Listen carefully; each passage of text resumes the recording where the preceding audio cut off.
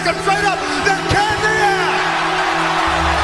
Pick your goal and stick fucking to it. You wishy-washy motherfuckers. I can't fucking stand you. I wanted to make sure that out of the 24 hours of the day, that I don't waste one single hour. Those hours were too precious. And so there I just want to tell people, don't give me this thing, I have a difficult time with the time and I don't have time for this and I don't have that.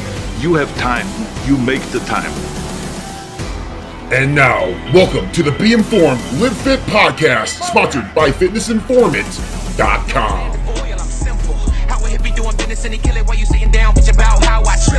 Fan base, net worth bench. Can't say there's worse, bitch. Do something, right, fuck it, I guys, prove what's something, going don't on? switch up. Welcome Should've made inside your bet episode first, bitch. 22 of the Don't Be shit. Informed Live Fit podcast. I am your host, FitnessInformant.com founder, CEO, Ryan Buckeye. Thank you all for downloading, streaming, or watching right here on YouTube for episode 22 featuring filmmaker, director, and producer Alex Ardenti. That name might not sound familiar to many of you, but it's going to, because this summer comes a documentary that looks at the rise of the sports nutrition industry, dating back to the 60s, into the 90s, and then here into the 2000s, directed by Alex Ardenti, produced by Alex Ardenti. It's called SUPPS The Movie. You may have seen different media advertisements out there on social, different media advertisements in magazines, but this is a cool documentary that will come to a streaming service like a Netflix, an iTunes, a Hulu, or an Amazon Prime. It is yet to be determined which platform is going to stream it. That should be finalized here over the next couple of weeks. The movie is 95% done, shooting for a summer launch. And then post-feature film or post-feature documentary will be a docu-series featuring different topics in sports nutrition and pretty cool stuff. I, myself, here at Fitness Informant, will be featured in one of those episodes of the docu-series as we talk the sports nutrition industry. So a lot of cool stuff to talk about on today's podcast. For those of you who are supplement junkies or people who love supplements, you're going to love the podcast. You're going to love the movie. For those of you who like commerce, who like the rise of industries, like that type of stuff, just like documentaries in general, I think that this film is going to be something that you're definitely going to want to watch and learn from a guy who's been around and see it all. I mean, he dates back to the 90s. Like, he started in this industry when I was like 4 years old. So I'm 32 now. That tells you that he's been doing this like 28, 30 years. He has done magazine shoots. He has done the first ever national television commercial for Twin Labs. He was behind the scenes of that. He worked with Rich Piana, and we talk about that with him as well, too. He worked with Rich Piana through the Mutant days. He knew Rich Piana personally.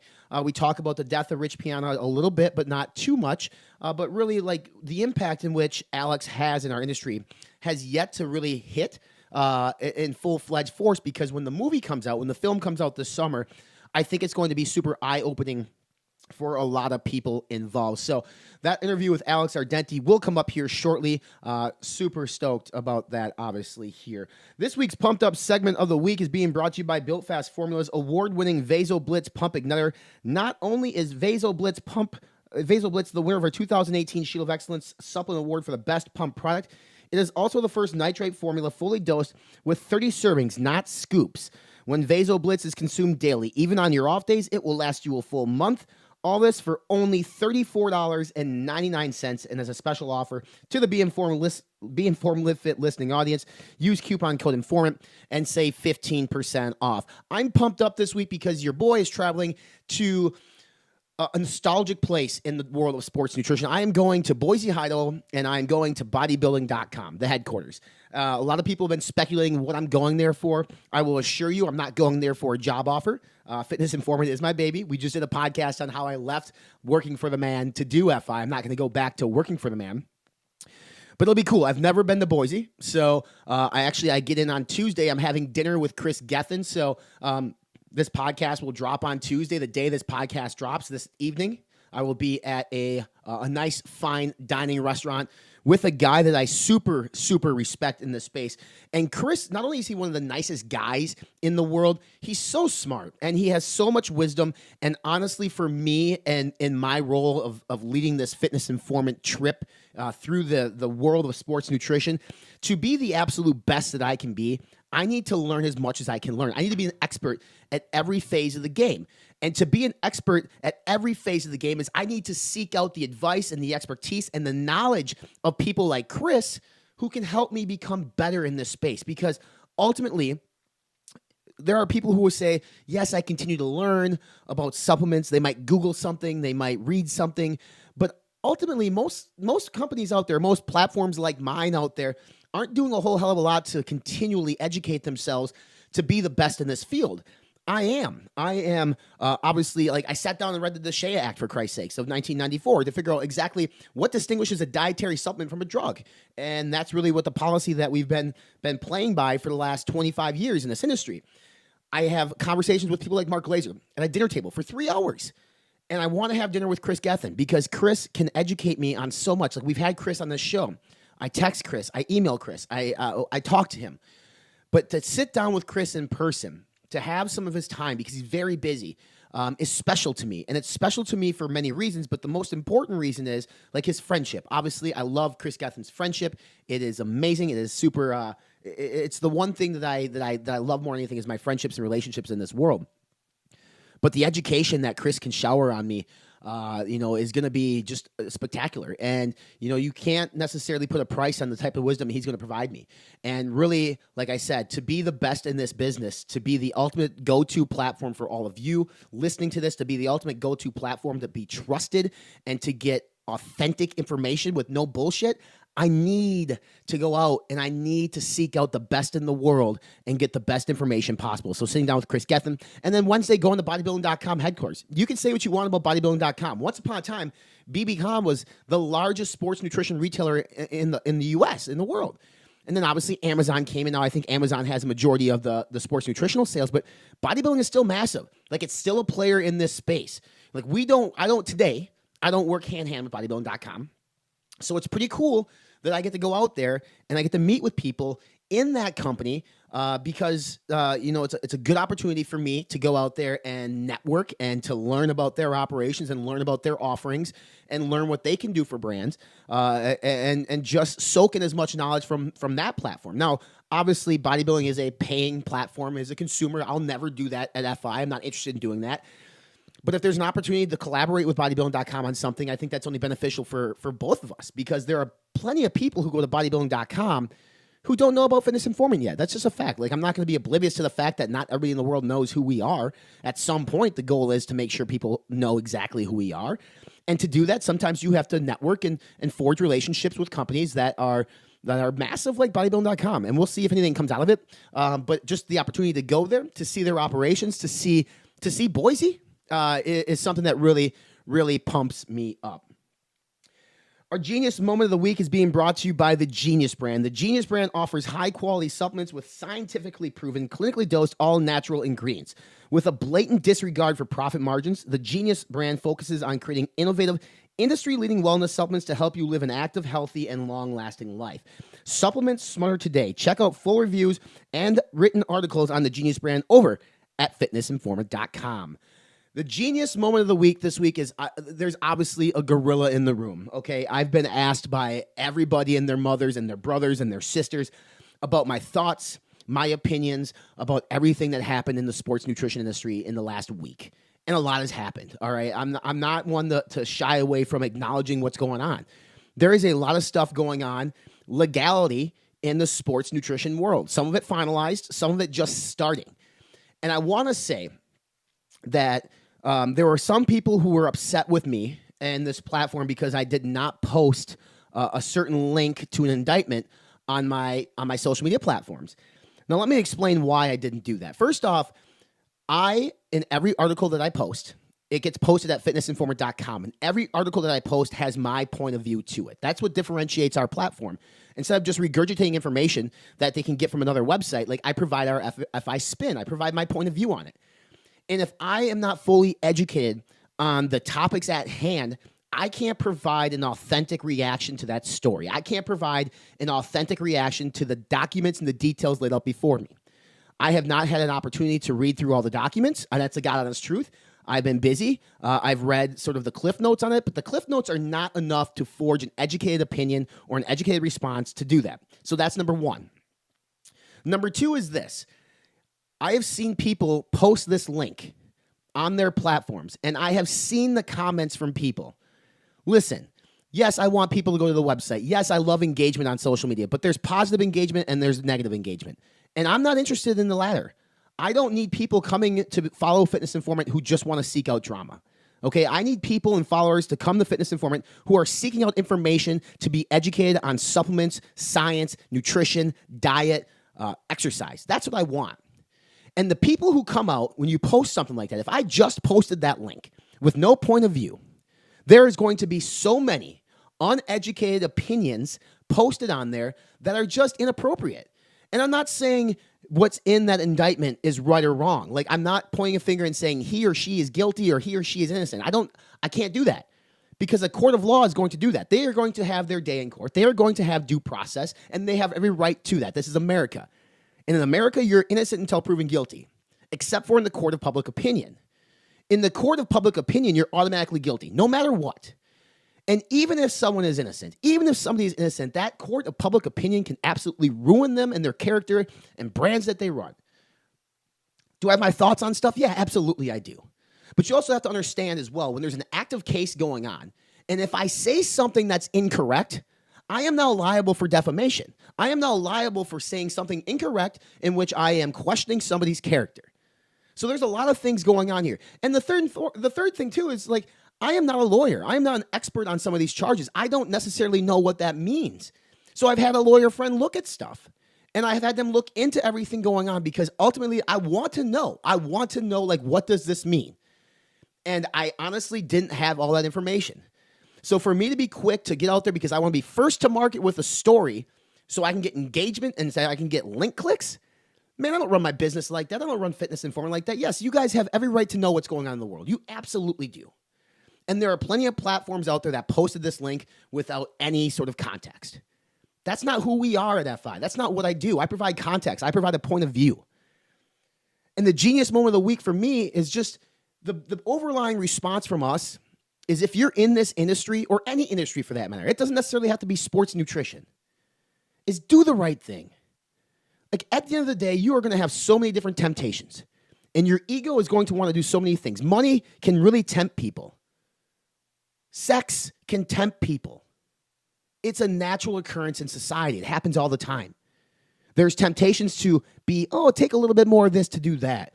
Or it's okay, it's just going out to a movie with somebody who's not your wife.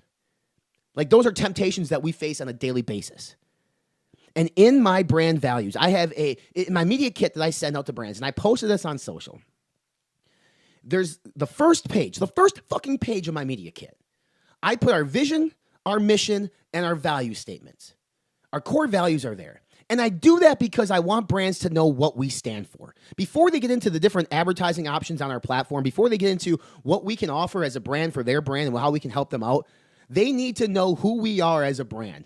Because if they don't align with us, then we are not doing business with them.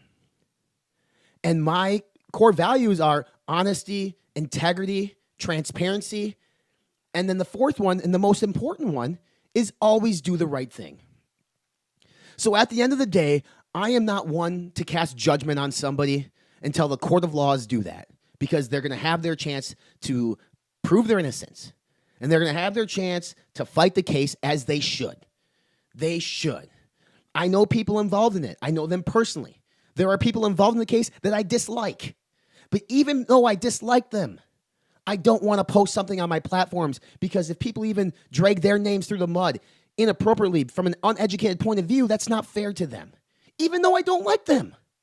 You need to understand, like, that is, it's a subject that could get my platform into trouble. Like, it's not a public opinion anymore for me. This is a business. So if I say something that's not correct, I am now liable. My business is liable, okay? So things that are pending, a criminal court case that is pending, I have to be very careful on. That differs from a civil court case like Thermolife and Compound Solutions. That's different than a civil court case that came down this week with Thermolife Inspired Nutrition. Okay, they're different animals, man. Hugely different animals. And you need to understand, like, yes, you guys have every right to post it on your platforms. By all means, do that, okay? You have a right to come into our forum, the Self-Made Barbell Brigade, and post it. And I've went to our IG stories and I've posted my reaction on a very broad level. But again, I need to fully understand everything. Nothing is finalized. There's been no convictions. There's been no pleas. In the USP Labs case, there were guilty pleas. They are admitting that they were guilty of the things that they did. Okay, we can talk about that because the admission of guilt of doing something completely horrible and wrong was made. That has not happened here yet. And at some point it's going to, right? At some point, a grand jury or a jury in general is going to make that decision. And at that time, then we can come from an educated point of view. Because another thing you need to realize too, and this is not me at all, I swear to God, this is not me trying to protect anybody involved, okay? This is just me being smart. But the PDFs and the documents that have been published, again, I have not read them all, but that is only one point of view. That is documents that support the side of the Justice Department, okay? The Justice Department is bringing a case amongst these people, so they publish documents in which is going to make them look good. That's just the way it is. I guarantee when this goes to court, there's going to be so much evidence that comes out that we have not seen or heard of that might reshape the way we think. So for us as a society to be quick to judge, which we do all the time, is one of the worst traits I think we can have. Because there's been a lot of times where people were put on trial for severe crimes like Grand Theft Auto or murder. And the public opinion made them guilty right away. The public opinion said, throw them away, lock them in jail and throw away the key, give them the electric chair. And then it came out that that person was actually innocent. And then you have to sit there as a person and say, I can't believe I said that. Or maybe you're an asshole and you don't regret it. I'm not going to do that. I refuse to do that. I will not speak on everything publicly in terms of like my feelings on this until everything is finalized. With that said, I have said this, and I will stand by this. If things inside that indictment are true and proven true in a court of law, shame on everybody involved.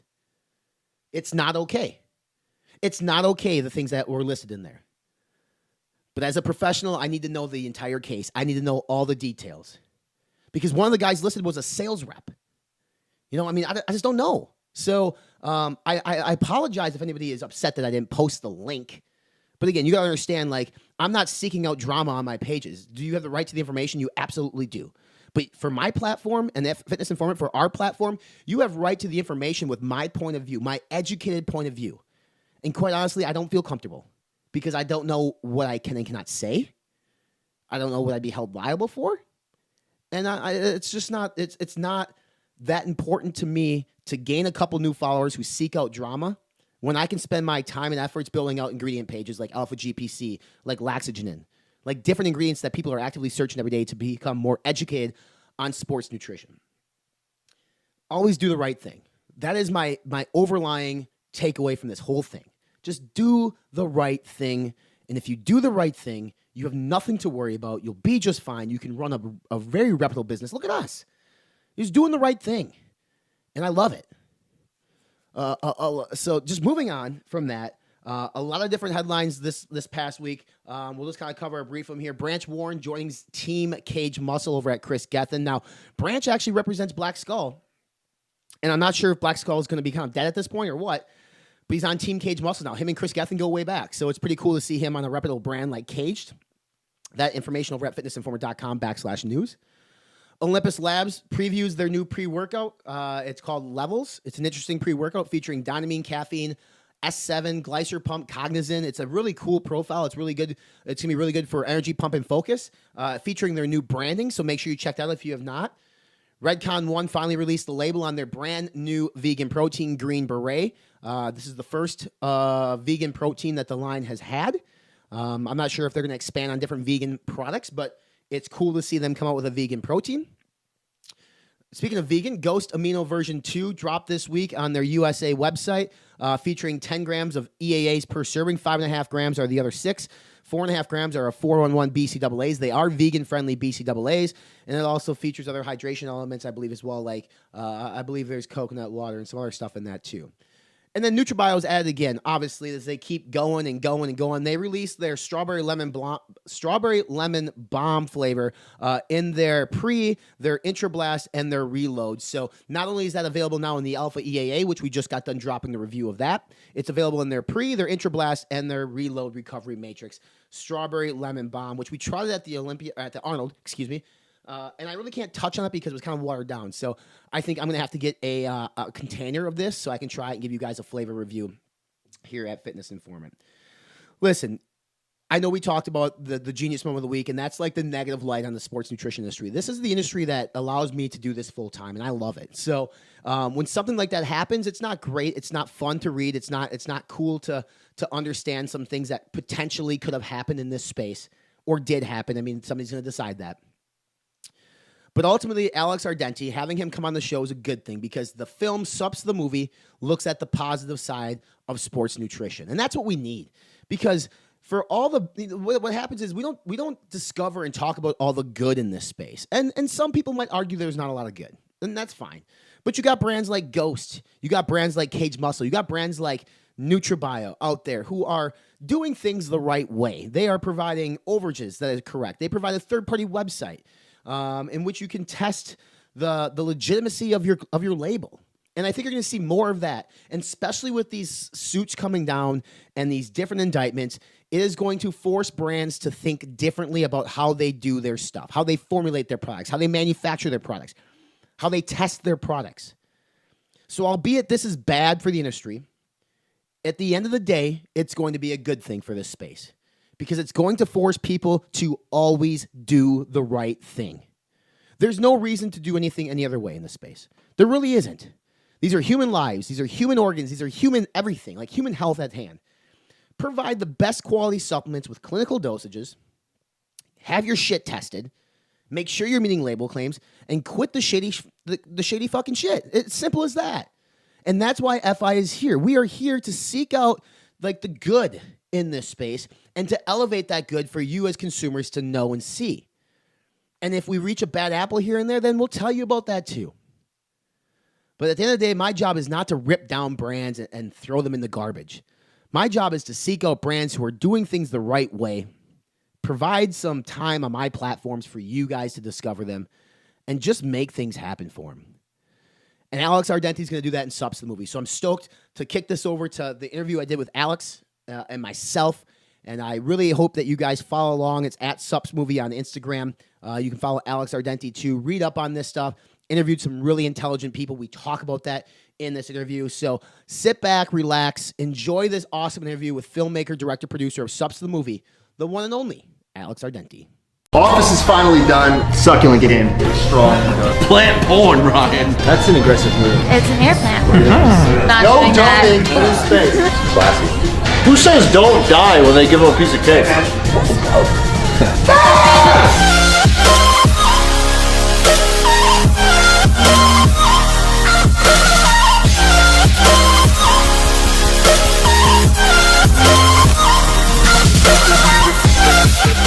The BAR Breakfast at the Ready is finally here. The world's first protein bar made with real cereal pieces from some of your favorite cereals and the best cereals of all time. This bar has 20 grams of protein, only 20 grams of carbohydrates, with 5 of them coming from sugar, and 4 grams of fat, 190 delicious calories that you can fit in at any time. Any person can take this bar, man, woman, child. Whether you're working out, you're training to build muscle, or you just need a healthy snack throughout the day, the BAR is your solution. Go to redcon1.com and order the BAR Breakfast at the Ready right now.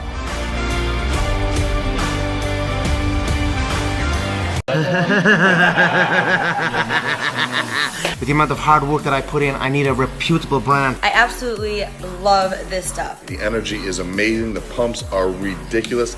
The flavor is absolutely delicious. I was blown away by the amount of energy, the muscle pump. It keeps me going throughout the day. Take your workouts to the next level. The energy was so crazy for me. Really gives me the boost I'm needing in the morning. You will train harder. You will see better pumps.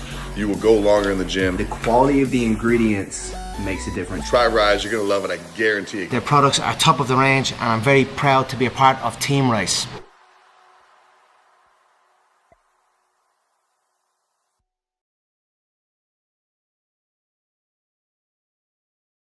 For the last 2 decades, we have been the best kept secret of the supplement industry. We've kept our heads down and worked. We pioneered full label transparency and full therapeutic doses because we believe that truly hard work requires truly effective tools. 2 decades is a long time to commit to one pursuit, but when you act with purpose and become centered in yourself, eventually you realize that you were born and bred for this.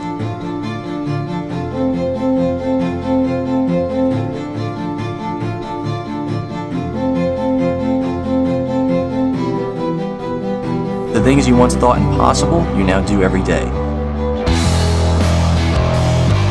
We don't like the easy way, it just doesn't feel right. We'll take the long, hard road over a shortcut any day. It takes longer, sure, but in the end, you know you earned it. And with the right team behind you, pushing yourself further than you've ever been would be just another afternoon doing what you love most.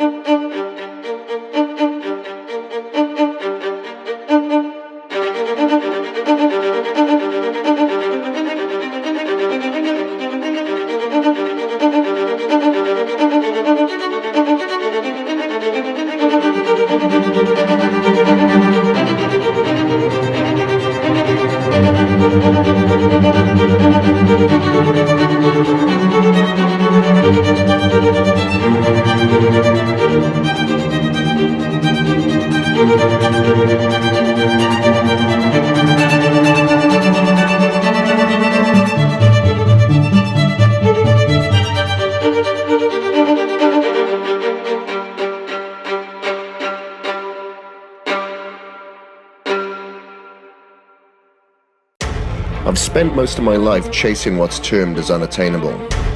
An obstacle in my path, I torment it. Any limitation trying to control my environment, I tame it. Any excuses, I transform into commitments. The haters, they're too small for me to even see. For 28 months before Cage Muscle even released, I broke myself against the will to identify, track, test, and trial the ultimate resources available in human existence to bring you something the world has never seen. Change is upon us. Don't justify your complacency. Evolve with me. Part animal, part machine. I'm Chris Gethin, and I am Cage Muscle.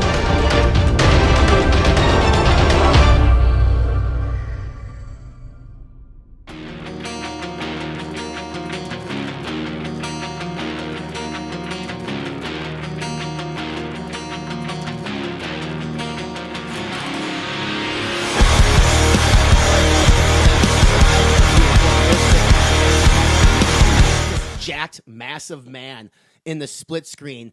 Yeah, right? For those of you listening on iTunes or Podbean, Stitcher, Spotify, this is Alex Ardenti. He's a film producer and director who has done a lot of work within the bodybuilding fitness world. And I'm stoked to have him on because he's actually the director and producer of an upcoming docuseries that's going to be coming out on streaming services called SUPPS The Movie. So, Alex, welcome in, buddy. How you doing? Great. Thanks for having me. Let's talk about something real quick. Like, how many years have you been involved in filmmaking in general? Not just fitness and bodybuilding, but in filmmaking in general. Oh, wow. For me, it was a natural transition from photography. So I started as a photographer. Okay. I would say I started doing filmmaking, back then just video, around 1990. 1990. And what was the first type of projects that you took on as a filmmaker? Well, just real quick, there was a decline of the bodybuilding magazines, so they weren't paying photographers as much. So I knew there was this transition between print and the digital age. So I started doing video work. All my print clients that were hiring me to do their print campaigns, all of a sudden started hiring me to do videos and commercials. So I transitioned into doing commercials. So the first projects were actually sports supplements commercials, like the 30-second format that you would see on TV on ESPN. That was the format at the time, 30 seconds. That was a big deal for this industry too, because like prior to, I would say you probably taking on a lot of this stuff, there wasn't a lot of dietary supplements that were on television, mainstream, like Twin Labs and some of these big companies from back in the 90s. Like that discussion, were you ever involved in any of these discussions with these supplement manufacturers and these companies about actually doing national television? All of them. I was the guy that was saying, okay, magazines are going down and it's not a slump. It's probably going to fade away to a point where it's not going to be non-existent, but it's not going to be as strong as it is now. And a lot of the SUPPS back in the day in the 90s, 80s, 90s, if you weren't in the magazines, you're non-existent. Sure. You could not sell supplements without bodybuilding magazines. That's just the way it was. That was the platform. There were a few that were more visionary, like certain brands, certain legacy brands, like especially Twin Labs. They were doing really cutting edge, awesome commercials for ESPN for cable. And I have a couple of those in the movie. They're great. They really were ahead of the time because Weider was kind of doing it, not as much, but Twin Lab really pushed the 30-second commercial. They looked like kick-ass action commercial, you know. So they were, I think they were the first ones to really understand we need to be on TV, on cable at the time, you know. And that's not it's not a cheap route to go, right? I mean, you go from magazine prints, right? Magazine prints, which were expensive as well, depending on the publication. But TV is like a risk. You're investing a ton of money in this platform, and really, there's no way to track it, whether or not it's working either. I mean, it wasn't like a coupon code to type in on a website to figure out if somebody's actually converting into a sale. But that continued, and then all of a sudden, these larger brands like BSN and some of the bigger brands within sports nutrition started flocking to ESPN networks and stuff. So you had a big part in influencing, sort of molding the shape of advertising from these companies to go from magazine to more video content, which now in 2019, people are probably like, I can't believe they didn't do video content because that's all we should be doing now. How much fun did you have shooting those commercials? Well, I need to specify for the younger generation, I am so old that I shot the first photo campaign for Muscle Tech. Okay. They were so new that I corrected spelling mistakes on the label. I'm shooting the bottle of hydroxycut and I'm calling my guy like, guys, there's a spelling mistake on your label. You want me to shoot it? Like, yeah, just shoot it for now. We'll fix it later. So that's how far back I go. That was like 1992, I think, with Greg Kovacs. I saw it all. And for a long time, since the beginning, I was more than just a guy shooting photos. We would actually come up with campaigns and marketing ideas, you know, on what to do. They knew I was in that crowd, you know, just Gold's Gym, even more so back then, was like the hub of bodybuilding. So there was a lot of creative going on. It wasn't just a bunch of guys working out. A lot of new trends just started in Santa Monica and Venice. So especially like Muscle Tech, they came down from Canada and they wanted to be in that mecca, and we would just brainstorm on what to do, what not to do. Right. Some of the stuff, not just Muscle Tech, but some of the companies were coming up with ideas that was just so ridiculous. I said, no, you can't do this. You'll be the laughing stock of this industry. So they kind of listened to me. It was just a very collaborative kind of era, and it was unproven. They really didn't know, should we stop spending 25, 30 grand on one page on muscle and fitness and do this cable commercial. You know, and actually back then, if you did it right, you could get cable commercials for like $100, $200 a pop. Right. Or you could go prime time and spend thousands. So you really needed to know, and there was very little data back then. Now Nielsen wasn't like huge data. back then. You know exactly where you're at, right? Yeah. Back then, it was kind of like the Wild West. You just kind of made something great. It's a great commercial. Let's hope someone sees it, you know? It's so different now because I media bought for a while in which we had demographic data from Nielsen and different agencies like that. But in the 90s, I mean, probably a lot of it was guesstimates. Like, yeah, we think our target consumer is 18 to 35, and we think they're watching during these times. And we want you to spend all this money on this spot. But what's funny, when I look back at you shooting photography for magazines and then helping direct commercials for TV, you look at the scene in 2019, today's world, magazines are dying. Like their magazines aren't as big as they once were. At least they're not influencing purchase decisions as much as they once did. Like Muscle and Fitness back in the early 2000s was massive. That was where these companies invested their marketing dollars. You don't see a lot of television commercials on actual mainstream television anymore.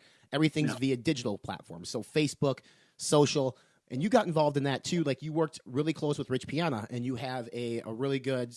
You guys had some really good stuff, and I'm not sure if people realize that you were the man behind that. But the stuff you shot with Rich, I think, is super awesome and super like eye opening for a lot of people because you got to know, and you know the real Rich Piana from what some people on the outside might watch some of his YouTube and be like, nah, I'm not sure if I like that guy. Who was the real Rich Piana in your opinion? Well, I knew Rich for like 15 years before I got him the Mutant contract. Sure.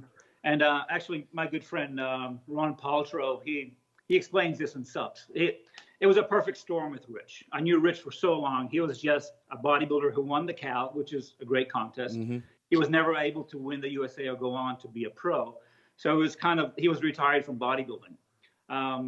So he just had this, not a disgust, but he just didn't like the powers that be. He just didn't feel that, I had to win a contest to be somebody. Right. But social media wasn't really there yet. It was just beginning. Mm-hmm. So when I suggested, you got to shoot my friend Rich, because we were doing commercials together. We auditioned together. Out of, 40, 50 bodybuilders, me, him, and maybe one other guy were the only ones who could actually play a character and just be comfortable and just, okay, it's time to be goofy. You're not on stage posing, be goofy, He had no problem with it. I had no problem with it. Others, they had that talent. So I knew that he had talent and he liked being on camera. I'm like, you got to shoot this guy. So Ryan Keller did give him a contract. So he was the guy who took a risk because, he was getting older. He only won the Mr. Cal. He wasn't Mr. Olympia. He wasn't about to win the Olympia. Mm-hmm. It was a huge risk. So everything just happened together. I put him on camera. He was so awesome. I lit it. I was pretending in my mind I was the Martin Scorsese of, I was like the Ridley Scott of fitness. I just lit it like Blade Runner. I just wanted to light it so well because I wanted something great from my reel. So I put so much effort into those videos that it came out pretty good. I mean, really looking back at it, still holds up now, 10 years later. Yeah. So everything happened together. The quality, I think, was there. Rich had this he had this knack with the camera. He was talking to the camera like he was talking to a person. Right. He didn't feel like there was a camera there. So I don't know if that makes sense. Yeah, absolutely. There was no boundary for him, yes. And I think that was his strong point throughout his life, So him on camera, he was awesome. We lit it right. We shot it really cool, had a lot of fun with it. Mutant was super creative. They just said, do the best you can. Do whatever you want. Sorry, is that a phone call? I sent to voicemail. Did that just mess things up? Nope, you're good. Sorry. So yeah, everything came together, and YouTube was just starting. When then YouTube came up with the integration of Instagram, because that was just starting with the Facebook, everything came together where his videos just blew up over, I'd say 2-3 months. Mm-hmm. Within 6 months, he was the most popular bodybuilder online, period. Forget everybody else. I mean, he was the bodybuilder online. So I don't think something like that will ever happen again, unless we invent something else and just everything comes together. What was your question? I was going to say, the real Rich Piana. It was the real Rich Piana that the outside world knew from watching your videos, the real Rich Piana that you knew. That's a tough question. Sorry about that call. Tough question to answer. There was a difference between him in real life and on camera. Maybe the guy on camera was the real Rich Piana that was inside the whole time just wanting to come out. Maybe the real Rich Piana was me and him sitting in my condo going through slides and having Metrics protein shakes because they gave it to us for free. Yeah, right. It's hard to say. And, I like the guy. We had a lot of disagreements. We agreed on so many things, yet disagreed on so many things. It was just that kind of friend. I don't know if you have a friend like that. Yeah, it's mutual respect. You love him, yeah. But then you can't stand him because how could you say something so idiotic? Yeah, absolutely. Absolutely. It's blue. Like, what do you mean it's red? It's freaking blue. Like, sure. So it was that kind of long-term relationship. So it's hard to speculate. Rich was real, though. What you saw is what you got. I think maybe he just showed two sides of his personality, and that's okay too. You're not always the informant guy, are you? Every single time when you're doing groceries and you're talking to the checkout girl, you're not always that way, are you? It's interesting because I come from the world of professional wrestling. I wrestled professionally for 10 years, trying to make my way to WWE. And some of the best advice that I ever got was from Steve Austin, big character in pro wrestling, just said, be yourself on camera, just dial it up by 10. And I look at somebody like Rich Piana and I think, the guy on camera, to me, that seems like maybe that was who he was, but maybe he just dialed it up for the camera, which makes people flock to you, love you, or hate you. Yeah. And that's okay. And people that say, well, that's not the real Rich, he's just acting to camera.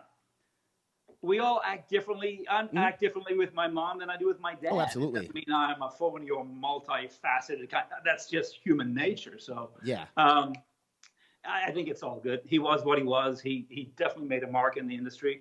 He was the guy who did not expect it more than anybody else. Sure. It was completely unexpected. And I'm just sorry he's not here. Yeah, absolutely. I mean, I'm the same boat too. I mean, there's people on both sides of the coin, whether they like them or dislike them. But one thing I think a lot of people can agree upon with Rich is he brought a lot of attention to the sport of bodybuilding, to the world of fitness, which is a good thing. He left a mark on this industry in a good way. Obviously, he had his own company, 5% Nutrition, which is now kind of coming back to trying to get back to where it once was in 2019. But I got to ask you before I keep going, because like, how old are you right now? I'm 55. 55, and what do you weigh? Because you look jacked as all get up. Oh, I don't weigh myself really because, I the only time I stop training and go off my diet is around Christmas. Sure. So I'm still struggling to get that last lower ab. So I guess around 230. I don't know. So is that embedded in your DNA? Like, have you been training your entire life as well as shooting film and photos of these bodybuilders and people within the supplement world? Since 12 years old. That's amazing. Like, who were your influences growing up? Arnold and Joe Weider. Okay. And I touch upon that on SUPPS too. I was so obsessed at 12 years old that if I was 12 years old today, I would be probably on Dr. Phil as some kid who has body dysmorphia because he's looking at himself in the mirror all the time, and he works out 3 times a day. It's just not normal, But for me at 12, I was just so in love with bodybuilding, Arnold, Joe Weider, and the supplements in California, all in one world. For me, it was just like one world where I needed to be. Right. So I grew up in Australia. I'm from Italy. At 12, I was still in Italy, and I just wanted to come to California so bad and just be a bodybuilder. So it became an obsession. At 17, I won Teenage Mr. Italy. That's awesome. At 19, I won Teenage Mr. Europe. I had a strong passion for bodybuilding. And it's been up and down. I tried quitting around 89, 90 for like almost 2 years. Mm-hmm. And I just didn't like being normal. I thought, I just kind of realized that the reason why someone starts bodybuilding is because they don't want to just play tennis or do track like everybody else. They don't want to just go out and get drunk on weekends. They don't want to be the normal guy, the average guy. That's what attracts people to the sport. Someone who wants to be just a little different. Maybe it's not better. No one's saying bodybuilders are better. I feel better when I feel strong and healthy and I'm eating clean food and I go running and I just active. And I think I found that balance from the extreme obsession that I had to not training at all. I found that balance where I'm very happy in my older years now. I find it interesting because we started this conversation. I asked you a question. When did you start shooting? And you mentioned back in the 90s. If you think back to the 90s, bodybuilding as a sport was kind of seen as taboo, I think, in terms of like a general larger population. People looked at the bodybuilders. They looked at them differently. And supplements were seen as basically legalized steroids. I think nobody understood what they were. How was that through the 90s when there was a misunderstanding behind, the sport of bodybuilding, but also the misunderstanding behind sports nutrition and dietary supplements? I don't think there was a confusion. I think there was a period of time where some companies were putting something in certain batches of product, and that just spread in the gym culture. Sure. It never really made it mainstream. So I think the confusion came from that. I think, they were pretty intelligent in the 90s too. They knew that a whey protein powder was not, a Dianabol that they heard on CNN News, So I think they knew there was a difference. I think there was a period of time, I'm saying probably maybe a year or two, where there were rumors that there were like tainted supplements. Sure. So I think that spilled into the mainstream. And, the mainstream takes one little thing and then they think, every kid who takes a protein shake is taking Dianabol. Right. So yeah, that's just not the case. Because I would take creatine in high school and people would look at me like I'm doing something illegal. They didn't understand that creatine was an over-the-counter supplement that we get naturally from meat, but they just saw me taking a pill or a powder and they just assumed I was doing something illegal. Now, that was in my high school years. So I know that some people just looked at certain type of supplements and said, how is that legal or how is that acceptable? But I think, what do you think really took supplements to become sort of mainstream? Because you mentioned in the description of SUPPS the movie that you're covering a $40 billion industry. I recently read that by 2022, it could be as high as an $80 billion industry if you include things like Herbalife and some of these other companies that are involved in it. That's a lot of fucking money that people are spending on dietary supplements. Do you recall a point in your history in which you thought this is the changing point for this industry? Without a doubt, it was Bill Phillips. Okay. Without a doubt. And again, it's in the movie. Everything's in the movie. And a lot of people explain this, so it's not just my opinion. I have like 10 guys that agree on this, that lived that era. Real quick, Joe Weider made supplements that make you dream and just want to, be Arnold and be great and have the girl and just look jacked, right? And he said, take my supplement and you might win the Mr. Olympia. It was all one company. Bill Phillips said, you don't have to be that guy. If you know that you cannot be Sergio Oliva or Colombo or Arnold, you don't have to be that guy. You can be a smaller guy that looks incredible, and you can still have that great lifestyle without being super jacked or super heavy and huge. So he made it accessible to the general public with Muscle Media magazine. And the supplements that he made, he didn't make them just for bodybuilders. It was for all the football teams and the athletes. And all of a sudden you had lawyers and doctors taking creatine. Who would have thought? Right. Creatine just increases your muscle mass, basically. Right. So these people were taking creatine, and thanks to him and his vehicle, again, it was a perfect storm coming all together, So he was at the right place at the right time, just like Joe Weider was back in the 50s and 60s. But I think Bill Phillips really brought supplements and bodybuilding, piggybacking on the supplements and nutrition, to the mass market, to the mainstream. And what year was this, roughly? You remember? God, I would say it was beginning 92 to 93, 94. Sure. Yeah. And then, Designer Whey came out. That was the first time that whey protein was instantized. Because one of my first jobs when I came over in 86, I worked for GNC. Okay. After 2 weeks, they made me a manager of a store. It's like, yeah, I can manage a store. After 3 weeks, I was given seminars to all the stores in my area. So, that was my first real job behind the counter. Sure. So I was selling whey, and it was horrible. It came in bags, and it gave me bad gas. It was just disgusting. So, Designer Whey found a way to instantize the protein where it took out a lot of the lactose.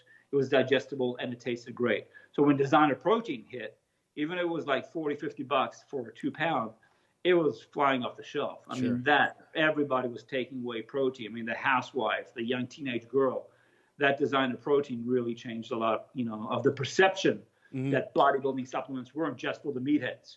We can use that too, It's interesting you bring that up, because that was my next question for you, is that the housewife, the kids were using whey protein and Designer Whey.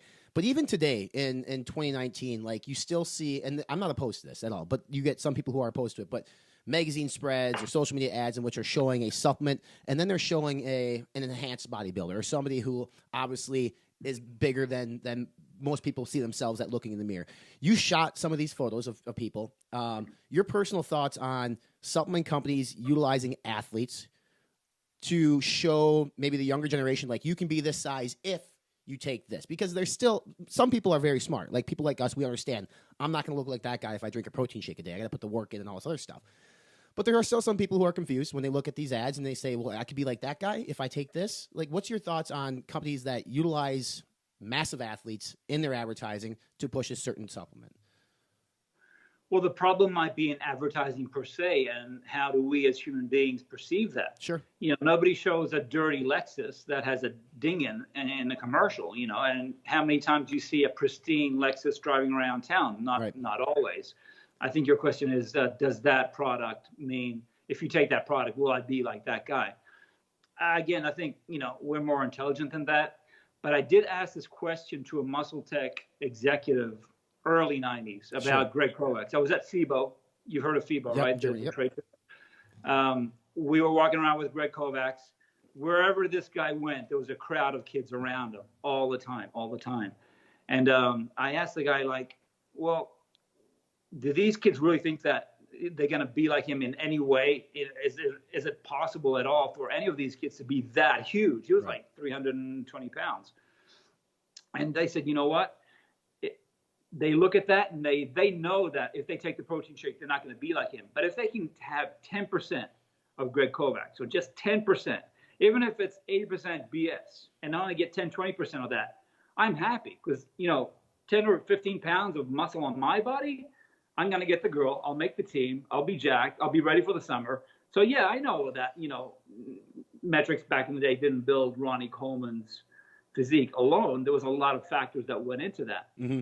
But there is a subliminal message that still gets across, and it works from an advertising point of view, and that's why they still do it. Right. If it didn't work, they would not do it. Trust me. Mm-hmm. No company throws money away. Rarely do they just throw money away. So if they're doing those ads, it's because people buy it. To answer your question a bit more eloquently, I think there should be more of a realistic approach, and where it's trending towards that. And I think thanks to the internet, thanks to guys like you calling out, some companies that are just doing things that were okay in the 70s, but they're not okay now because we have evolved. It's not 1960, 1970 anymore, and we want a bit more information. The bottom line is that you as a consumer, you have to educate yourself on what you're taking. Exactly. And if you want to buy something at the 99-cent store and think that, that's going to have an effect on your skin, okay, that's on you, you know. But if you go to a dermatologist and says, I think this cream might help your skin condition, well, you just took that step to go to a doctor and ask an expert. Mm-hmm.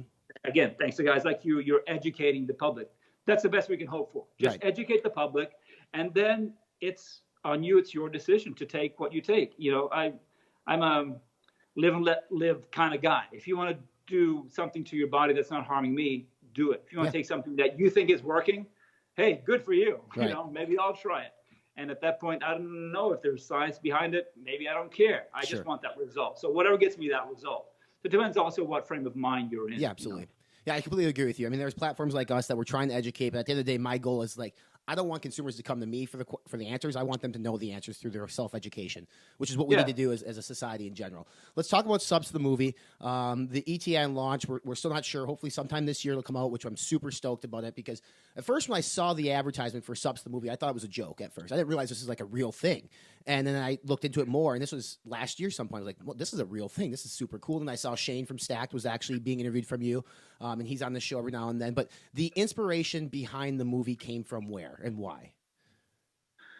Well, I had a deal with an Oscar-winning actor and a producer that went on for 4 years, and it just didn't materialize. Sure. So it's your typical Hollywood story, and despite the contracts and the advances, it just didn't happen. They had disagreements, and I got stuck in the middle. So after 4 years, I got really, really angry, because that was going to be my first film.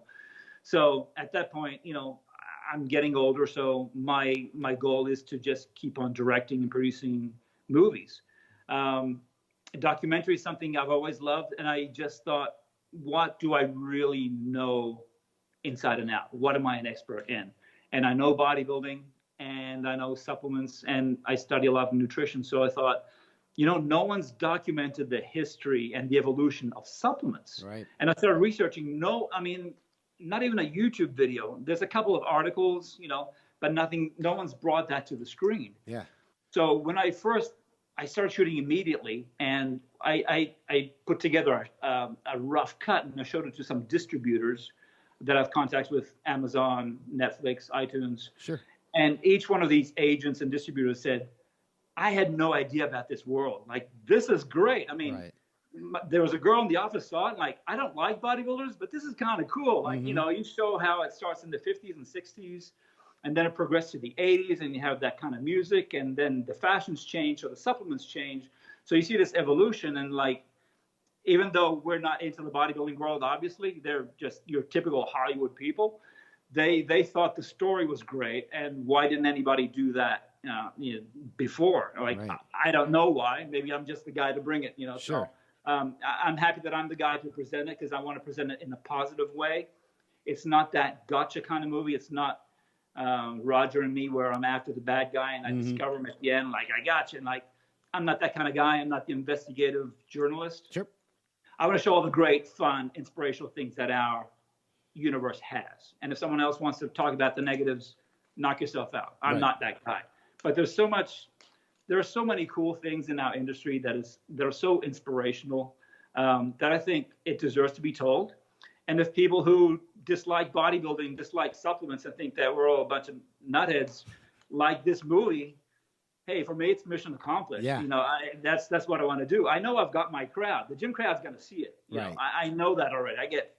I got like 10 messages just now, like, when's this coming out?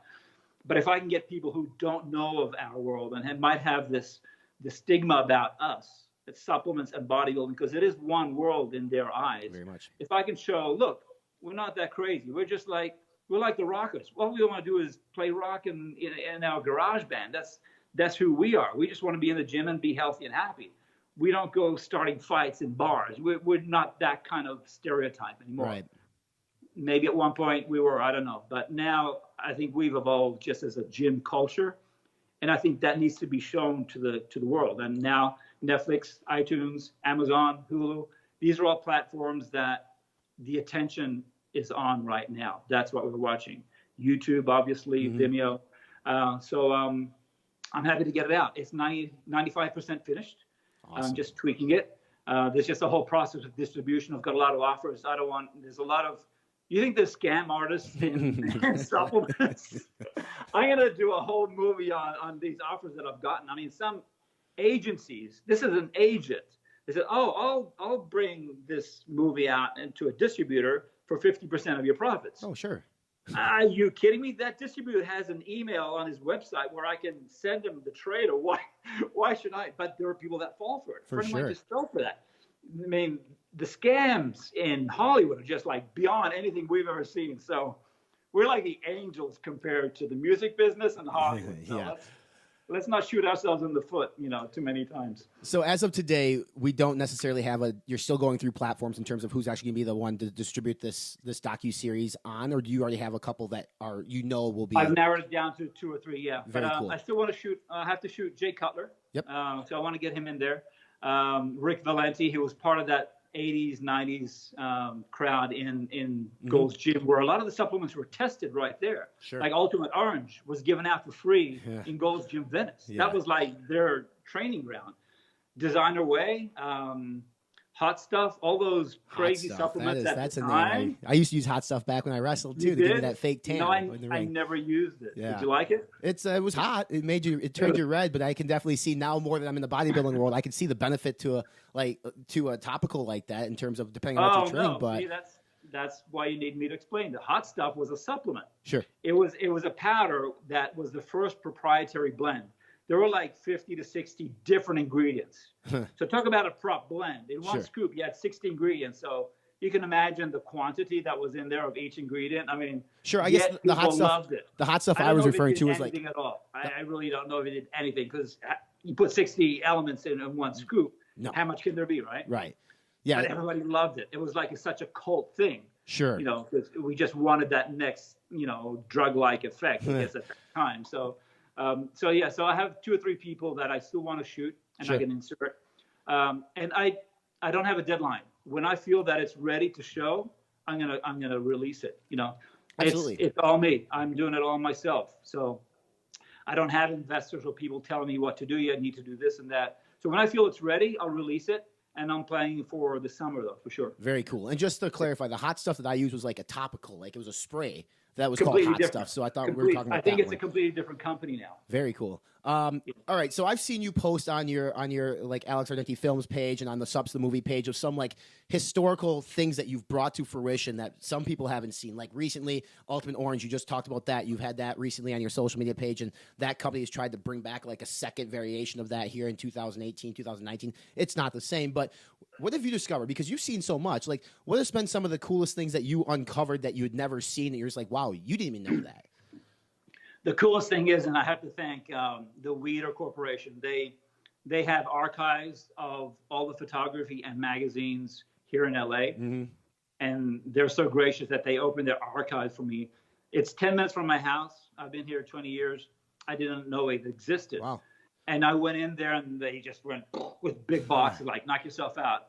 So I'm pulling up stuff that is straight from the camera that was not only never published, it's never been seen. just Arnold holding certain supplements. Sure. And Joe Weider scribblings like, no, we're going to relabel this and this, just like these weird names of products and these old photos that were never published in the magazine. And they were just so nice to just give me access to all this great stuff. So there's a lot of Arnold stuff there, photos. And, you know, just when you think that you've seen every single Arnold photo ever, I see this one shot like, what the heck? Arnold and Zane, what, you know, in Gold's Gym drinking stuff. So that's really cool. And for, you know, a nerd like me, that's just golden, you know. And as a photographer, I appreciate it.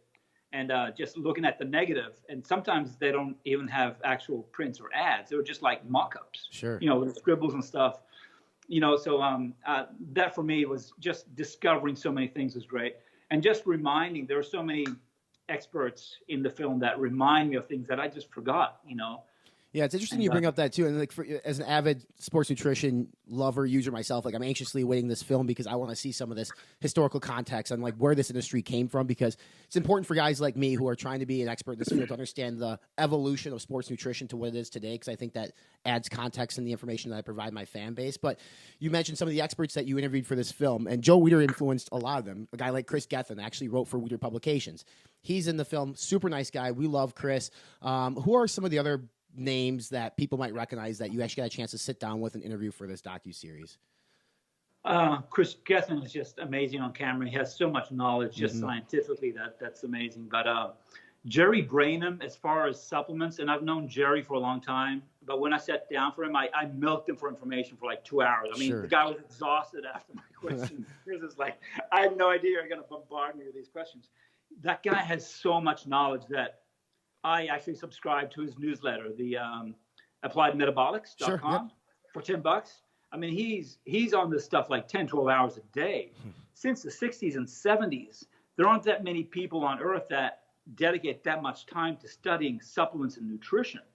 So, yeah, I'm going to milk you for all you've got, Jerry. Like, and it was to a point where it was like too much Jerry. This is like the Jerry movie. I need to cut it down. So he had a lot of information. As far as marketing and business, though, and the actual dollars and cents, in addition to the science, Scott Welch from Muscle Insider. Very smart man. He was there from the beginning too with Muscle Tech. Then he went to other brands, and he's, you know, so in demand as a consultant because he has all this knowledge in his head. And you know, and sometimes I get stuck like, which came out before? Was it this one, that one? You know, there's like 6 months, and he knows the answer like right away. Right. If he doesn't, he'll research it. Bang, he sends me a photo like, nope, this came out in March and this came out in April. Like, thanks, you know. So he was great. Rehan Jalali is, you know, awesome as always. He's not just that, you know, the Hollywood guy. Yes, he does diets for so many, you know, big celebrities, but he comes from our world, so he knows what works and what doesn't work. And I think that's why the celebrities like him, because he's not giving them the 3-day cleanse before the Oscar party. You know, he's just like, okay, this is going to do nothing, and you need to take this. So he's that kind of guy. So he comes across great. You know, there's so many. I hate to leave anybody out, but we got Jay Cutler coming up yet. That'll be cool. Jay's one of the nicest guys that I've ever met, and obviously he's had some time being an American bodybuilder, winning the Olympia 4 times, having his name put on a supplement line that was mediocre at best at BPI. We've talked about that, and now he has his own supplement line that just came out this year, which is much better. But he also discusses too, like how that consumer is so much smarter today than they were 5 years ago, that you have to approach things that way. So I'm interested, like, what type of information do you want to talk to Jay about? More or less like his life in bodybuilding, or more of the sports nutrition side? Well, first of all, I have to keep the supplement industry the star. So it's not about these guys. It's not a bodybuilding film where look how great this Mr. Olympia is. Right. So they know that going in. So the star is supplements and the industry. So I'd like little tidbits of stories like what made Joe Weider tick. Yes, we know Joe loved money. I work for Joe. Yeah, he loved money. He's a capitalist and he's an entrepreneur. Of course he does. Right. But it's not, that alone cannot motivate you. What motivated him? You know, so what made him tick? And he had a different relationship than I did because I was a photographer working for Joe. Him and Joe were closer, more as friends, I think. So, and other people I might bring in that know Bill Phillips very well, and they tell me what kind of person he was. So what a lot of the Hollywood executives tell me is that you need to find these human links in the stories. You can't just give out a bunch of numbers where at this point, you know, the industry was making this much and now it's making so much more. Nobody cares about that. It has to be a personal story. And that's why I interject my story also is why did I start, at 12, and why was I so obsessed? And then where did that take me? So every half hour, I give like a little glimpse of where I'm at in my life, Very just cool. to tie it in from a human point of view, with the supplement industry still as the main star. So Jay's great for that, and he's been around a long time too, very long time. I mean, he was with ISS. Yeah. Do you remember ISS? Yeah. And he said, I'm going to be with ISS for life. Well, that didn't happen because then he went with Muscle Tech. Yep. So he evolved, and then, he did his own thing with the BPI. Now, I think the culmination of all that experience, he's putting into his brand right now.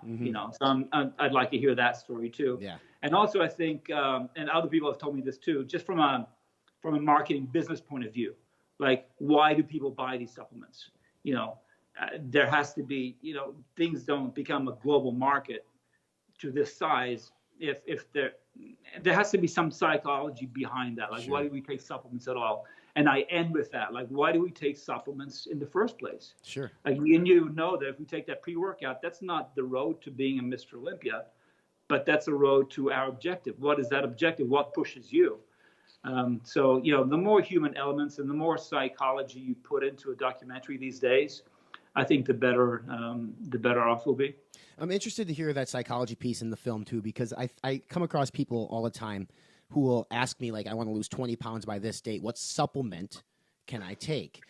And it seems like the psychology with human beings is that they can take a pill, they can take a powder to help them achieve what their goals are. But at the end of the day, like I always tell people, it comes back down to whole food sources. Like, supplements are meant to supplement a whole foods diet.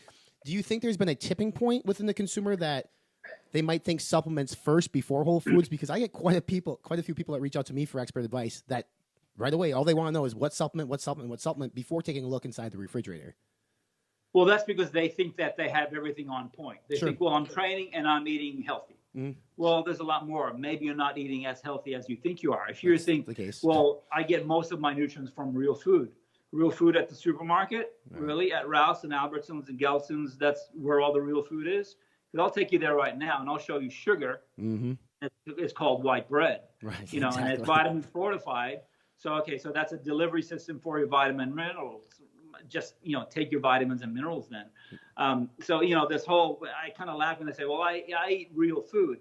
Is that what you're growing in your organic garden and that soil pristine?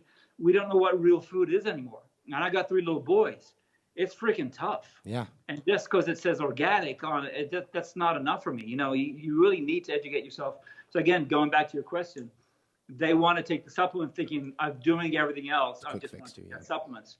If you bring everything up to par, if your training's really on point and your diet's on point, I think supplements can give you that 5-10%. And that might not sound like a lot, but you're an athlete. 10% that's a lot. Is huge. Exactly. I mean, 2%. That fraction of a percent in the Olympics might mean the difference between gold and silver. So 5 to 10%. And there are supplements that can give you that kind of effect, like creatine.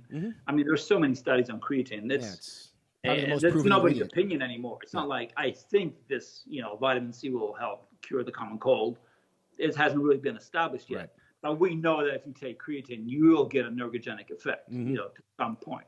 So there are supplements that will definitely give you the result. Again, it comes down to the education of the person and also how smart you are. If you're dumb enough to think that this pill is gonna just, come on. They're the people who buy, lemons, and we need to just. I don't want to say just educate yourself because nobody really wants to sit down and study. Yeah, it's laziness.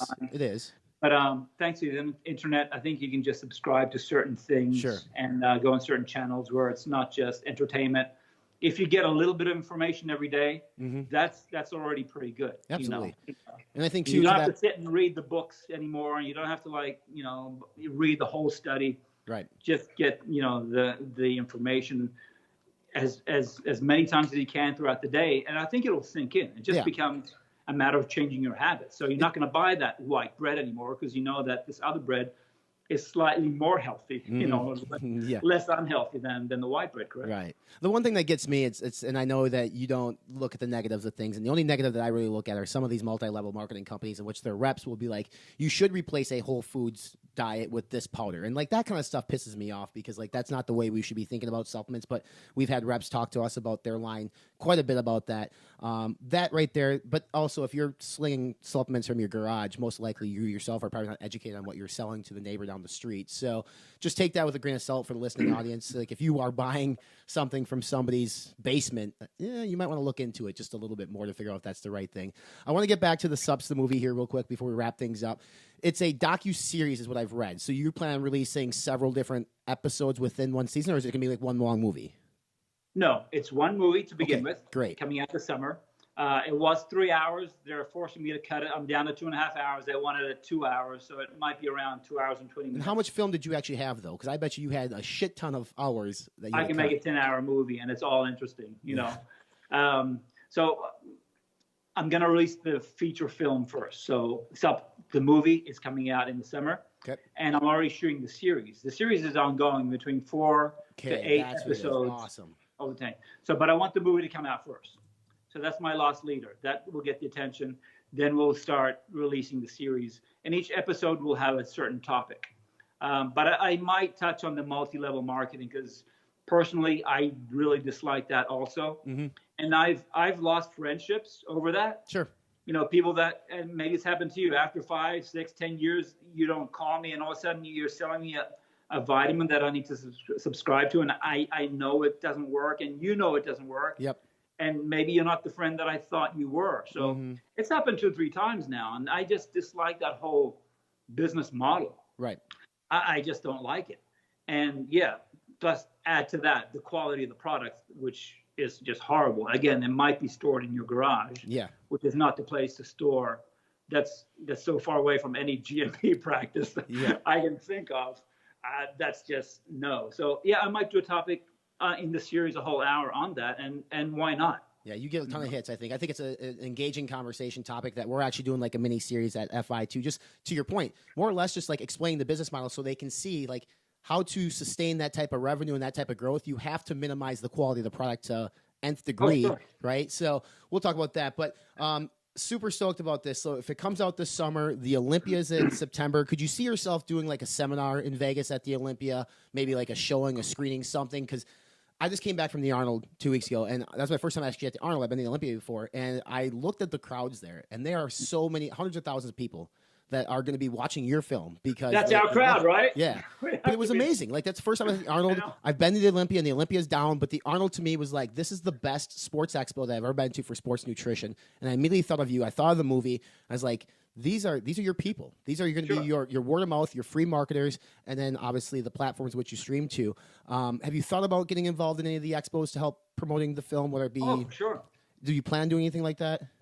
Oh, that was my first thought before starting shooting. You know, I pretty much work for every platform and 80% of the supplement companies out there. So I've got my finger on the pulse. You know, I don't do a million videos or a million posts just because I just don't have time. I'm making my movies, you know. But that was my first idea. Like, that is the crowd that will watch the movie. I'm not going to just screen the movie. You know, it's been almost 2 years of spending a lot of money and time on it. So, but I will make it, you know, accessible. I'll show nice chunks of it where we can have a discussion. Sure. You know, maybe some of the cast can do a little seminar. But we'll be doing all of that. It'll be out there for sure. It's very cool. Like you have your own personal IG. It's at Alex Ardenti. You have SUPPS the Movie on Instagram as well. IMDb has a page dedicated to this already too, with some information out there. Before I let you go, because you're so well versed in sports nutrition and supplements, best supplement in the history of supplements, in your opinion, that you've taken, whether it exists today or whether it's gone? You want me to be super honest? Yeah. If we're just looking at the facts, it was the Italian version of the crash weight gain drink. Okay. But that's because I was 12 years old and I was training like crazy and I couldn't eat enough food to put on, you know, any kind of fat, let alone muscle.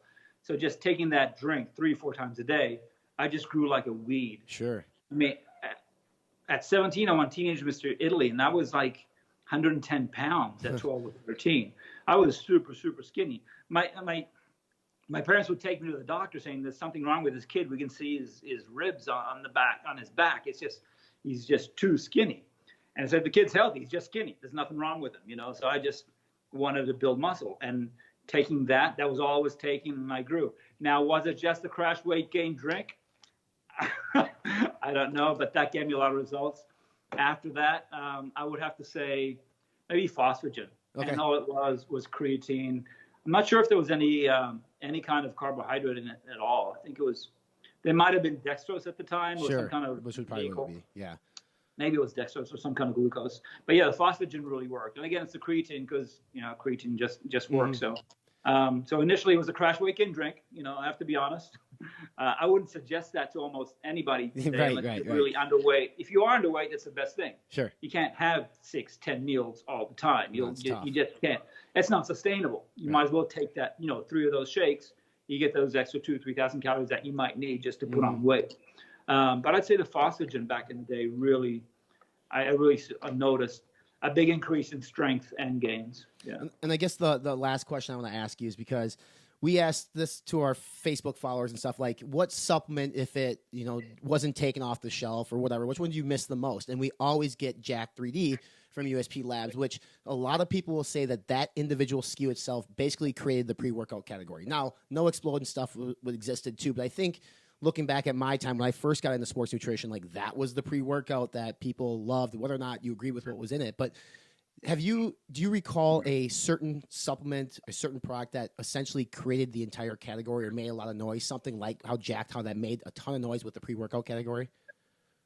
Well, NO Explode really made the pre-workout category. Ultimate Orange came out, but it wasn't even called a pre-workout.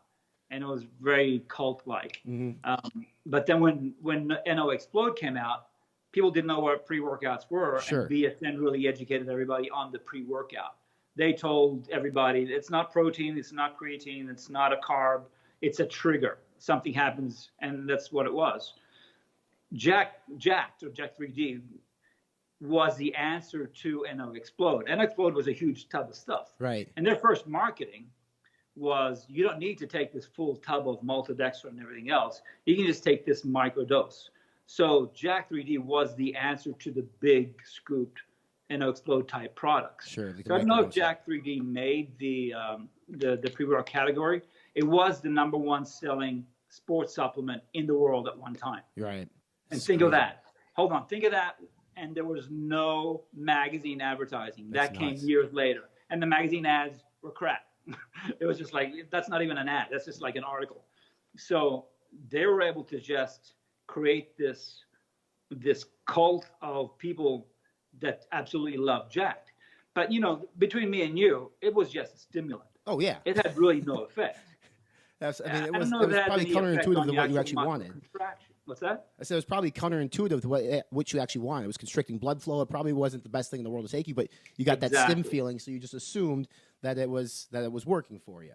Well, that's why, kids going to raves were taking Jack. It wasn't, and you could I talked to so many pros. They're like, no, that just makes me too jittery. I can't have a good workout when I'm jittery. Yeah. I want to get energy, but the energy comes from having enough water in you, and that's how you get your pump, and having enough carbs. When you're low on carbs and water, you're not going to get a pump. It's very difficult. So, the people who really knew supplements knew that it was just a stimulant. And that's okay. If you just needed to wake up and, I don't want to go to the gym, if that gets you to the gym, that's fine. If it gets you to the gym, you have a good workout, that's cool. But it didn't really have an effect on your musculature. The contraction wasn't, any better. It was a stimulant. Mm-hmm. I think I didn't really like it that much. I just felt very jittery. Very. But I know a lot of people loved it. Apparently, if it was the #1 selling pre-workout in the world or supplement in the world, plenty of people. With no advertising. Yeah, with no advertising. Dude, with plenty no of people loved it. With just word of mouth. I mean, we're talking forums. That was the advertising. Yeah. You go on the different forums and people talking about it. So that's, from a marketing point of view, that was brilliant, Yeah, a lot of people use that. A lot of people use their Oxy Elite too. So if people want to know what's going on with the movie, they can follow you guys on Instagram. It's at SUPPS Movie. You're at Alex Ardenti. You have your own personal website as well. I think it's alexardentifilms.com, right? Is that the No, just alexardenti.com. alexardenti.com. IMDb has stuff on it too. We're shooting for summer release. Super excited about it. I'm super excited for you to showcase like your talents for the world, because I've seen some of your talents just on some of the different streaming sites, and it's phenomenal. And here's an opportunity where all of us SUP junkies are going to be able to learn the history, plus people who like appreciate the evolution of an industry. I think too, it's not just for people who, like you mentioned, are bodybuilders or meatheads. Like these are educational stories that we can learn from in terms of commerce in this country of a niche category that blew up to this massive billion-dollar industry.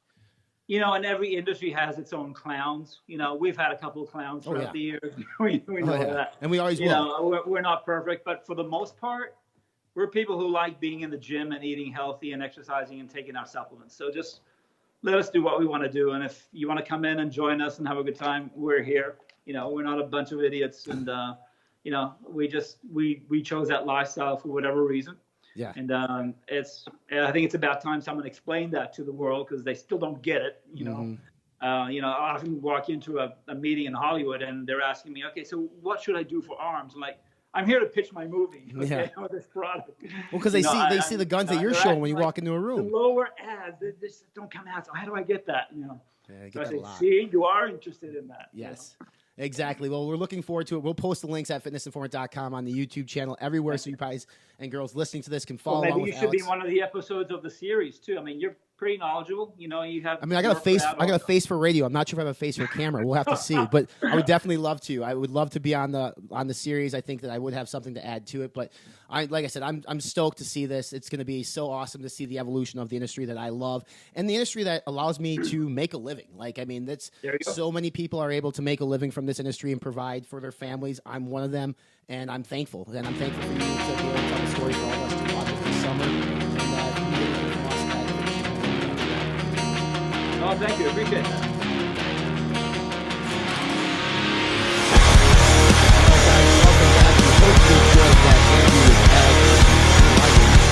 I learned a lot. I'm looking forward to actually being on one of these episodes of SUPPS the series. It's going to be really cool. You know, for me, it's humbling because Alex looks at me and looks at this platform and realizes the good that we're doing for the space. And he wants to capture that for his documentary series that's going to follow up the featured film here this summer. So I'm going to be flying out to Los Angeles. I'll be meeting with Alex and the team and shooting some footage for that series. We're not necessarily sure what topic yet we're going to talk about, but we're going to figure that out. He also has some other projects, too, in which it sounds like I might be incorporated with. So very cool, very good stuff. We're going to have some people actually on this podcast that Alex actually interviewed coming up over the next several weeks as well. But next week, we're going to have WWE superstar Arya Davari. He's in the 205 Live crew. He's one of the cruiserweights. As we go, for wrestling fans out there, as we lead up to the road to WrestleMania here this year in New York City, Arya is a good friend of mine. I was able to go up to his home, and we just shot the shit for a good old 45 minutes talking about his life, how it's changed since the days him and I were selling out gyms and armories and volleyball sand courts and things like that to now selling out stadiums of 65, 70,000 people in Saudi Arabia, and obviously WrestleMania at MetLife coming up here in April. So Arya Davari, WWE superstar, comes up next week. We hope you enjoyed the show. Do us a favor, rate, review, and subscribe to us on your podcast platforms. It helps out the algorithm. Tell a friend. That's how we're going to grow this podcast. I think it's a great podcast. I'm biased, but I've heard nothing but good things from people. We have great guests. Obviously, we've had people like Jay Cutler, Ronnie Coleman, Chris Gethin, Branch Warren, Ashley Horner, Alex Ardenti. We also have Adam Bisick coming up, too. He's a brilliant coach, a brilliant physical fitness instructor. We're going to have Matt Jansen come up, too, who a lot of you guys know who Matt Jansen is, an IFFB pro. Very smart when it comes to coaching. Dr. Jeff from All-American EFX, he's going to be on the show. Just a plethora of smart people coming up here over the next several weeks. A reminder, this is a weekly podcast now, so just set up that subscribe button so that way it goes automatically to your iPhone, iPad, Android, whatever you're listening to these podcasts. I definitely appreciate the support. Appreciate you guys tuning in. Until next week, hang loose, be informed, live fit, and